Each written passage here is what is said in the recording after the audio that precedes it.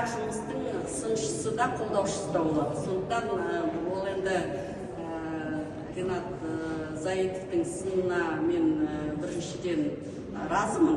Өйткені сын болмаса жұмыс жанданбайды. Сондықтан ол бізді қамшылап, осындай өздерінің сұрақтарын қойып тұрғанда менің ойымша пайдалы. Мен оған жаңағы өте позитивті түрде қараймын.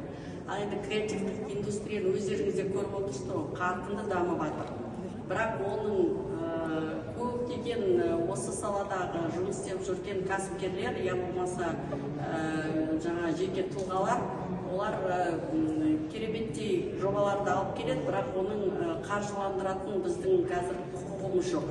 Сондықтан біз мынау арнайы жаңа креативті индустрияны дамыту қорын құрып, сол қор осы нақты жобалардың байқауын ұйымдастырып, оның егер тиімді, нәтижелі болу жағдайда қаржыландыру мәселелерін қарайды.